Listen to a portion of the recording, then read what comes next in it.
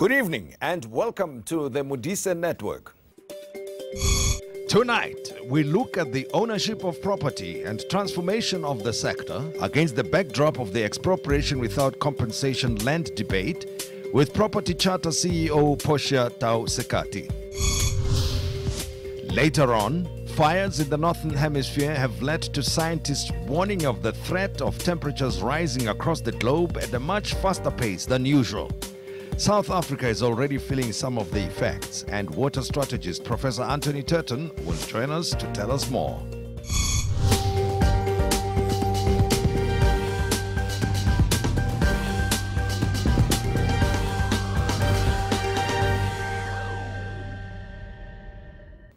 Many South Africans identify their citizenship through ownership of property, especially a home or land. Property ownership has been at the center of our political history and conflicts and power relations. It is also the main driver of our economy through the financial transactions that take place daily. A couple of years ago, a report by the South African Reserve Bank estimated the value of the property market at 5.8 trillion rands and the yearly transactions at more than 132 billion rands. Well, that demonstrates the role and influence of the banks on our economy. But because of the history and nature of the sector, there are still a lot of issues to be resolved in the economy and in the sector. The main point of contention is the question of land expropriation without compensation, and other issues include the transformation of the sector itself. We're joined by the CEO of the Property Sector Charter Council, Mayor Portia Tau-Sekati, to discuss these issues. Ms. Portia, pleasure to have you with us on the network. Now, give us a breakdown of the property market, because typically we would think only of home ownership, but we mean something much more than that. Absolutely, we mean far much more than that. You made an indication that the property sector is 5.8 trillion. So that 5.8 trillion is really made up of four segments. The first segment is the commercial, which is 1.3 trillion. You then have the second segment, which is the residential market, which is at 3.9 trillion. And then you've got the public sector, which is 237 billion. And then you've got zoned land, which is only a small portion of the land that we have. It's only 1.1% of the land. It's 520 billion.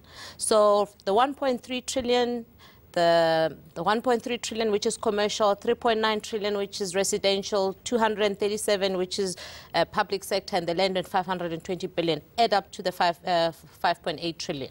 Okay. I want to focus a little bit on land, and I'll be talking about the property owned by the government, owned by commercial interests, as well as private owners.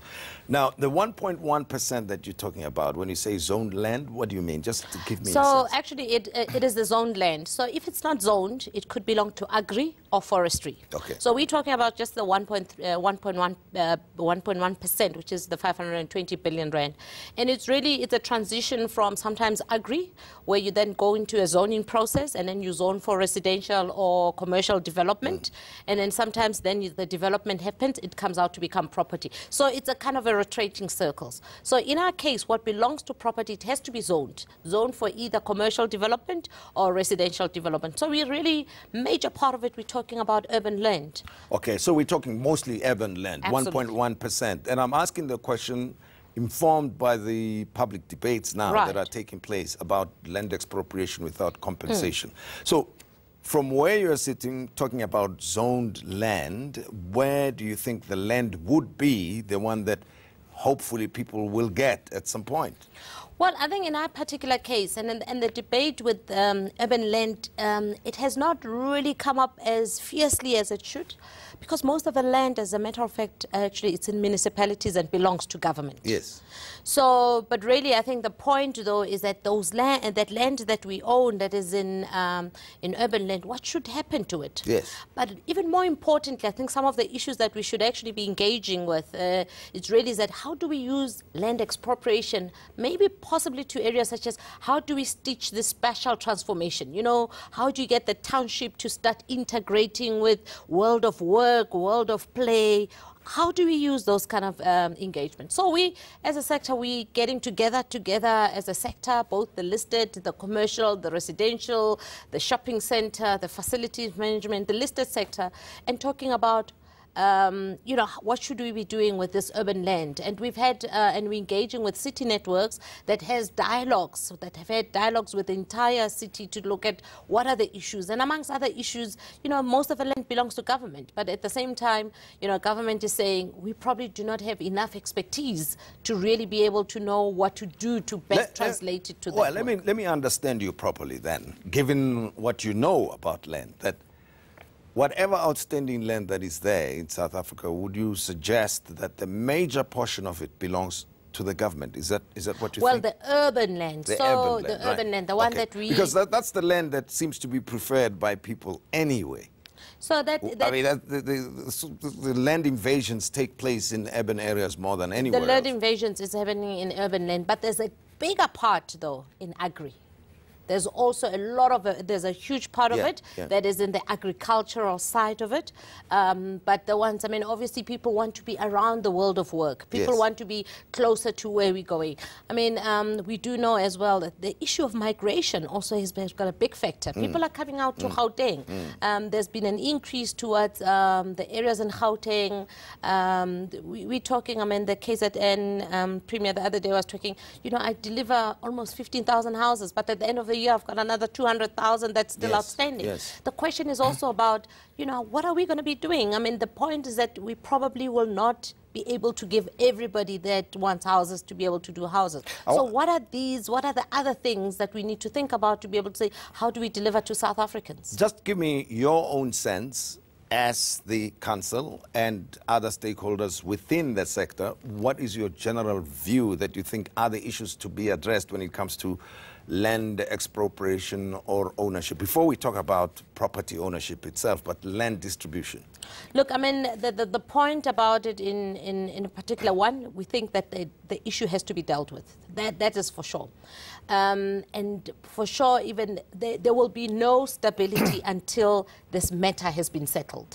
If it's not settled, it will keep on coming, and it will keep on really obviously just disturbing the nature of investment and of our growth. So we need to deal with it. How we deal with it is probably the most important question. And there hasn't been much clarity, though, in terms of how we need to deal with it. As a result, we're looking at various aspects and saying, in the urban land, looking at the dialogues that people like city networks have actually done, how do we inform the discussion of what the approach that should be taken? But my view, my own personal strong view, is really a lot of the township houses that we have, where people have not been given title deed. That's a very good start. There's nothing as empowering than giving somebody a house. Once you've got a house, you really even have an asset behind you. You suddenly are bankable. You certainly can do a whole lot of things because you've got a house. We can start there as government, and then we can distribute all of the title deeds that we have in the various municipalities, and suddenly then a lot of black people are bankable, which is, it's not the case today. So what's the excuse then in that case? One wouldn't know. We see it coming and happening in spats, and especially around about political, at the rallying and the lobbying and voter recruitment duration and period. But it doesn't happen on a consistent basis, where it is really, there's a targeted and committed effort to really give out all of the title deeds to all the people that own it. But at the same time, let me acknowledge that the issuing of title deeds comes with its own problems. A lot of those title deeds, it's a matter of, you've got to prove that that house that I'm going to give you a title deed to belongs, somehow you are connected and entitled to it.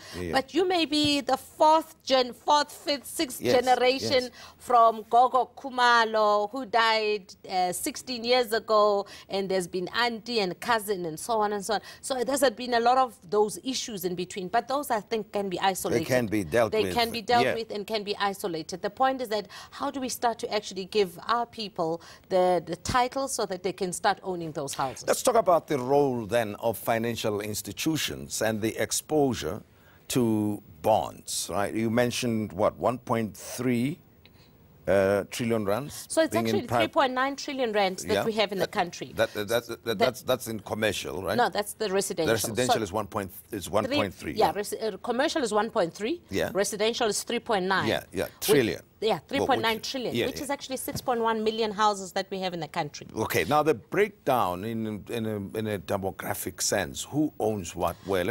Let's say, you know, in terms of communities, how much of private ownership is in white hands and how much in black hands? That's quite an interesting question, and quite frankly, we don't have the answer.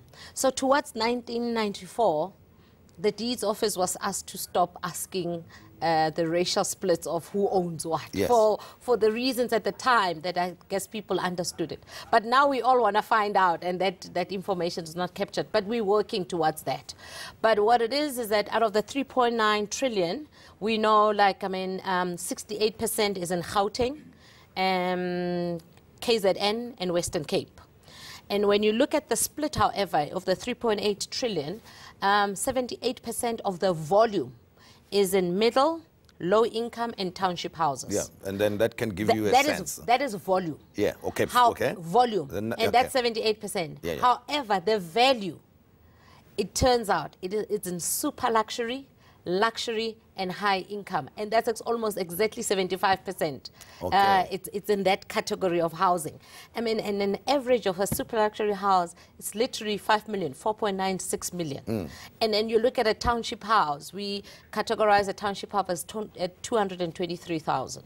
All right, but what we're talking about has got implications to the financial system, the banks, right?